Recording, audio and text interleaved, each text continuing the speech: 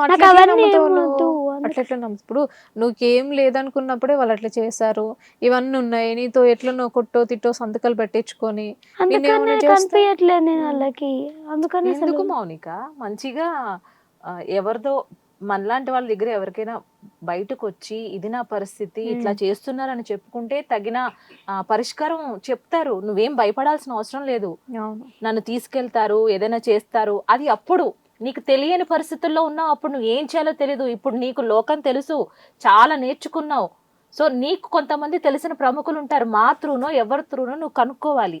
So నా తండ్రి గారి ఆస్తి పంపకాల్లో భాగంగా నన్ను ఇట్లా సంప్రదిస్తున్నారు, నేనేం చెయ్యాలి?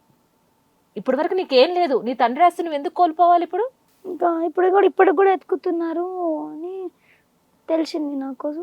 ఇక తర్వాత నువ్వు భయపడడం ఎందుకు వాళ్ళకి? నాకు ఇష్టం లేదు మీ దగ్గర ఉండడం. నేను జాబ్ చేసుకుంటున్నాను. నాకు ఇక్కడ హ్యాపీగానే ఉంది.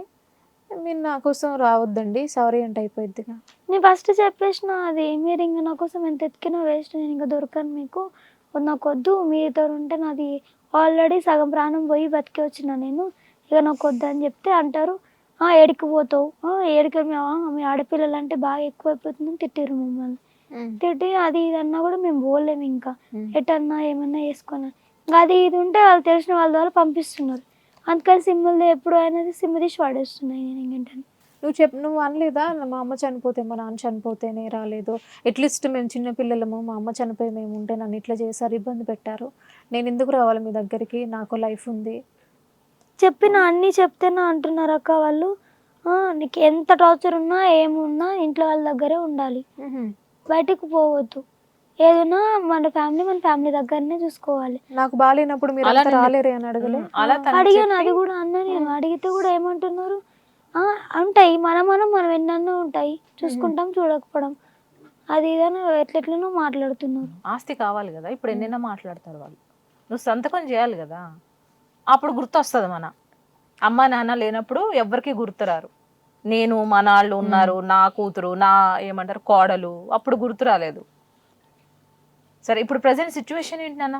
ఇంకా ప్రెసెంట్ ఇప్పుడు ఏముందక్క, అక్కడ నుంచి ఆ ఓనర్ వాళ్ళు కొంచెం డిస్టర్బెన్స్ అవుతుందని చెప్పేసి తెలిసిన ఒక ఫ్రెండ్ వాళ్ళ దగ్గరకు వచ్చి ఇప్పుడు రూమ్ లో ఉంటున్నాం. ఇప్పుడు సేఫా? ఇప్పుడు సేఫ్ అని. అంటే వాళ్ళ ఫ్యామిలీ ఏనా మళ్ళీ? లేదు, ఇట్లా నాలాగా ఉన్న ఒక ఆమె షేరింగ్ లో ఉంటున్నారు. సో జాబ్ చేస్తున్నావు ఇప్పటికి? లేదు, అంటే వేరే నార్మల్ గా చేస్తున్నా జాబ్. అదే నీకంటూ నీకు నా ఖర్చులకి సరిపోతాయి, రెంట్ కి తినడానికి అయితే సరిపోతాయి ప్రెసెంట్ అయితే. Oh my God. సో లైఫ్లో ఎన్ని ట్విస్టులు.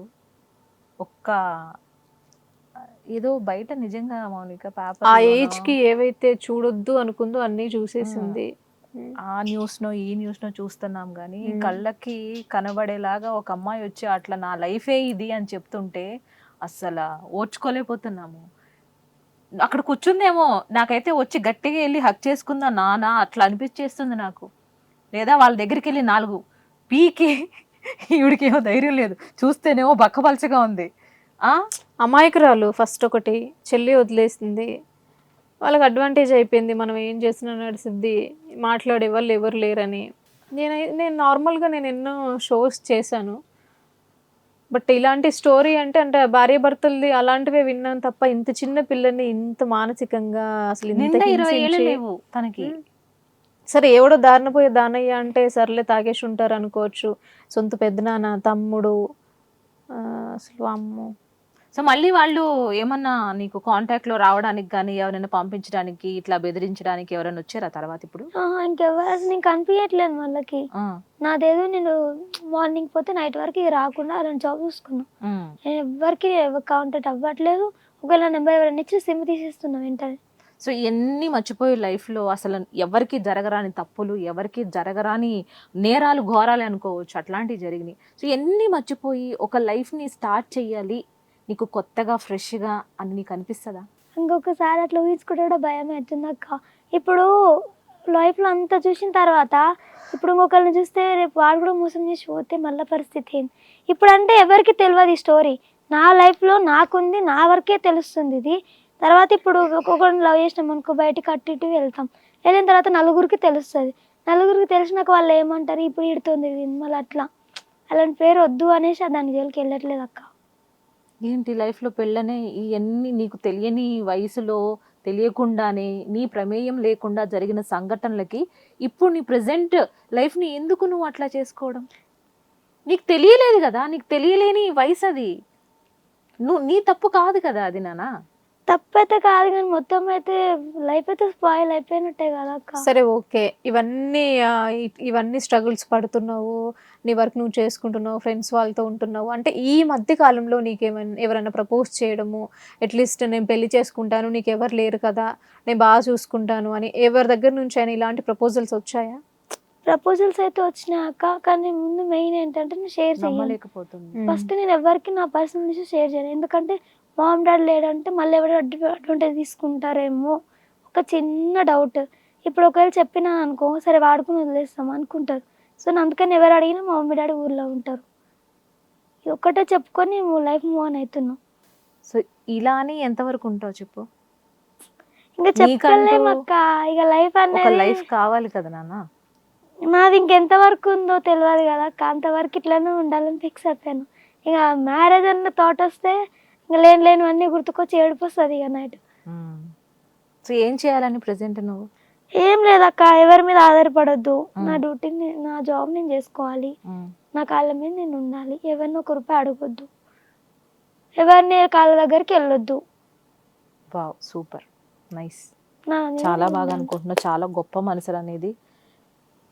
నీ ఫ్యూచర్ మీద ఇట్లాగే నువ్వు ఓకే, ఇప్పుడు నేను ఓకే, నా కాళ్ళ మీద నేను నిలబడ్డాను, నా ఖర్చులకు అన్నీ సరిపోయినాయి, చక్కగా ఉన్నాను ఇప్పుడు అనుకున్న టైంలో ఒక అమ్మాయికి ఒక తోడు కావాలి. అప్పుడైనా కావాలా? సమాజంలో మనం హ్యాపీగా, నాకు నా తండ్రి లాంటి, నీ తండ్రి కాదు, నీ తండ్రిని నేను అనుకోను, నీ తండ్రి గురించి మాకు ప్రత్యేకించి ఏం తెలియదు కాబట్టి, తండ్రిలాగా కేర్ చేసే ఒక అతను ఎవరికైనా ఒక అమ్మాయికి కావాలనుకుంటుంది ఎప్పటికైనా. సో ఫ్యూచర్లో అయినా నువ్వు స్థిరపడ్డాక, నువ్వు అనుకున్నాక ఓకే నేను ఇప్పుడు ఓకే, ఆల్ రైట్, పెళ్ళికి నేను రెడీ, అట్లాంటి నీ పర్సనల్ లైఫ్ గురించి అంతా తెలుసు నాకు, లేదమ్మా నేను నిన్ను చూసుకుంటాను అనే మంచి వ్యక్తి వస్తే ఓకే చెప్తావు అప్పుడైనా?